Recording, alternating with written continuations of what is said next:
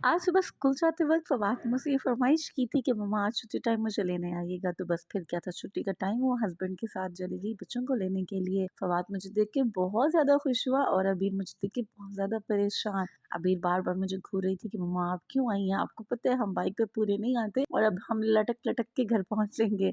तो मैंने कहा चलो कोई बात नहीं, हौसला रखो, पहुँच तो जाएँगे। तो बस फिर हस्बैंड ने अल्लाह का नाम लिया और हमें बाइक पे बिठाया। और आज रास्ते में पता है क्या हुआ था? हम जिस रास्ते से गए वहीं पे पानी भरा हुआ था और फिर रास्ता चेंज किया तो उस तरफ भी पानी था। और अबीर मुझे इसीलिए कह रही थी कि मम्मा आज आप ना आती, आज का तो दिन भी खराब हो गया है। देखिए आपकी वज़ह से रास्ते भी सारे बंद हो गए हैं। मैंने कहा चलो कोई नहीं, फ़वाद ने कहा था और मैं कैसे फ़वाद की बात टालती। ये वाला सीन जी शाम के 5 बजे का है। घर जाते ही आज मेरी ममानी आई थी तो मैंने थोड़ा बहुत घर साफ़ किया, उनको बिठाया, खाना वो घर से खा कर आए थे। फिर थोड़ी देर बाद हमने बाहर से कुछ ऑर्डर कर लिया और खूब सारी बातें की, बैठे रहे। जब वो गए तो मैं किचन में आई। अभी देखो किचन में हूँ तो मेरे किचन के हालात इतने ज़्यादा ख़राब हैं। जैसे ही मेहमान आए ना तो मैं मेहमानों के साथ बैठ जाऊँ तो बच्चे बच्चे पीछे से पूरा घर सर पे उठा लेते हैं। पूरी किचन के बर्तन सारा कुछ निकाल के बाहर रखा हुआ था। तो बस फिर मैंने काम शुरू किया। पहले तो मुझे लग रहा था ये जो काम है ये ना 1-2 हफ्तों में ख़त्म कर पाऊँगी, लेकिन बस फिर जब शुरू किया तो शुक्र अल्हम्दुलिल्लाह ये काम मैंने 1-2 घंटों में कंप्लीट कर लिया। बहुत सारे बर्तन थे और ऐसे लग रहा था सारे घर के बर्तन बच्चों ने निकाल के बाहर रख दिए हैं। मेरे घर में जितने भी ग्लास हैं वो एट अ टाइम यूज़ हो जाते हैं। मैंने सबको समझाया हुआ है घर में कि जब आप पानी वाले ग्लास उठाया करें तो पानी पीने के बाद अपने ग्लास के ऊपर ढक्कन लगा के रख दिया करें, ताकि आपको जब दोबारा पानी पीना हो तो उसी ग्लास को इस्तेमाल किया करें। लेकिन नहीं, कोई भी ऐसी बात नहीं मानता और बस फिर जितने भी घर में ग्लास होते हैं वो सारे के सारे निकाल के पानी पी के फिर सिंक में रख दिए जाते हैं। और फिर मेरा इंतज़ार होता है कि जल्दी से मम्मा आए और ग्लास वॉश करें। तो बस ये तो काम थे जो मैं कर रही थी और अभी शाम का टाइम हो चुका था। मेरे ख़्याल में 6 बजे का टाइम था और मैं अभी काम में लगी हुई थी। तो पीछे से जी मेरे हस्बैंड की आवाज़ आई कि आज क्या पकाना है? मैं बहुत ज़्यादा थकी हुई थी और मैं सोच रही थी कि आज मैं कुछ नहीं पकाऊँगी। रात का सालन भी बचा हुआ था और मैं सोच रही थी बस थोड़ी रोटी बना लूँगी, अगर सालन कम हुआ तो बाहर से थोड़ा बहुत ले लेंगे।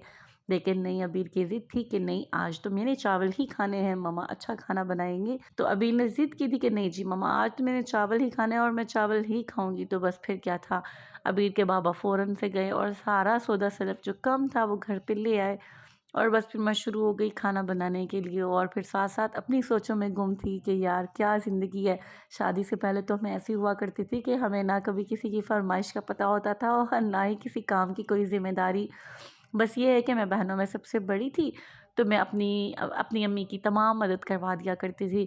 खाना पकाने में, बच्चों को, बहन-भाइयों को खाना खिलाने में, घर के तमाम कामों में अम्मी की मदद करवाती थी और साथ में घर की तमाम ज़िम्मेदारियों में भी अम्मी का साथ देती थी। अच्छा मुझे ना बड़ी आदत होती थी स्कूल से छुट्टी करने की, मैं स्कूल जाने से बड़ा भागती थी और मेरे अब्बू बहुत ज़्यादा सख्त मिज़ाज हुआ करते थे। वो कहते थे कि जो भी कर लो बट छुट्टी नहीं करनी। तो मैं क्या करती थी, जब मुझे छुट्टी करनी होती थी तब मैं अपनी अम्मी को मस्के लगाती थी कि आज मैं आपको झाड़ू दे दूँगी, आज मैं आपको बर्तन धो दूँगी, आज मैं सारे बर्तन समेट दूँगी या मैं आज सारे बिस्तर तय कर लूँगी तो आप मुझे छुट्टी करवा दें। तो बस वो माँ भी अपने लाड में कभी-कभार मुझे छुट्टी करवा देती थी, लेकिन जब अब्बू को पता चलता था तो बहुत डाँट पड़ती थी। ख़ैर हमारा बचपन जो था वो बहुत ही सादा कह लें, सिंपल कह लें और भोला भी था। आजकल के बच्चों को तो हर चीज़ का पता है कि हमें ये खाना है, हमें ये नहीं खाना, हमें वो खाना है, हमें ये बनाना है। तो बस इन्हीं बातों के साथ हमारा दिन शुरू होता है और इन्हीं बातों के साथ हमारा दिन ख़त्म हो जाता है। आजकल तो सर्दियाँ हैं, दिन इतने छोटे हैं कि सुबह होती है या फिर शाम हो रही है, कुछ पता ही नहीं चलता। गर्मियों में दिन इतने लंबे होते थे कि घर के काम करने के बावजूद भी इतना सारा टाइम बचता था कि मैं बहुत सारे ऐसे काम भी कर लेती थी जो कि नहीं करने वाले होते थे। कभी कोई स्टिचिंग कर ली, कभी कुछ कर लिया, कभी कुछ कर लिया और आजकल सर्दी के दिनों में बस सुबह होती है, घर बिस्तर से निकलते, घर के काम-काज देखते, शायान के डायपर चेंज करवाते, फवाद को वॉशरूम लेके आते-जाते, उनको स्कूल भेजते और फिर उनका इंतज़ार करते, तो बस फिर पता चलता कि शाम हो गई है और बीच में खाना बनाओ तो बस रात का तो पता ही नहीं चलता। मैं हमेशा यही सोचती हूँ कि ना आज जो रात का काम होगा ना, रात का जो काम है ना वो मैं करके सोऊँगी कि सुबह मुझे कोई काम ना करना पड़े। लेकिन फिर क्या होता है, शाम के सारे बर्तन धो के सोती हूँ, खाना खिला, बच्चों को साफ-सफाइयाँ करने के बावजूद भी वही काम सुबह दोबारा मुझे करने पड़ते हैं। और कभी सोचती हूँ कि कुछ ना करूँ, जब कुछ ना करके सोऊँ तो वो सारा काम डबल से ट्रिपल हो जाता है।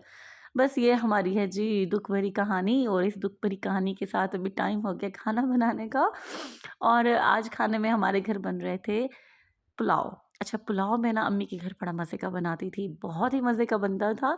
और मेरे घर में मेरे जो चावल बने होते थे ना, वो सबको बहुत ज़्यादा पसंद होते, इवन भाभी को, भाई को, अम्मी को। और जब गेस्ट आते थे ना, वो स्पेशल फ़रमाइश करते थे कि जो अगर चावल बनाएँगे ना तो फिर ये शैला ही बनाएगी। लेकिन जब से मैं अपने घर में शिफ्ट हुई हूँ, मुझसे कोई चीज़ अच्छी ही नहीं बन रही। सालन बनाती हूँ तो उसमें मसाला, नमक, मिर्च बहुत ज़्यादा चली जाती है।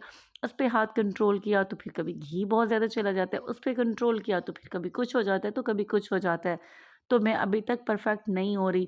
लेकिन आज जो मैंने राइस बनाए, आप यकीन करें, कोई इतने मज़े के राइस थे, इतने मज़े की राइस थे कि वो मैं अम्मी के घर भी नहीं भेज सकी, क्योंकि जो चिकन और जो चावल आए थे उसको मैंने मेजरमेंट की, जितने मैं बनाती थी उससे ज़्यादा बनाए थे। लेकिन फिर भी माशाल्लाह पता नहीं चला, वो चावल खाते-खाते पूरे हो गए थे और फिर मैंने अम्मी के घर नहीं भेजे। मुझे बहुत शर्मिंदगी हो रही थी, क्योंकि अम्मी मेरे लिए ना छोटी-छोटी चीज़ें डब्बों में डाल के भेजती हैं।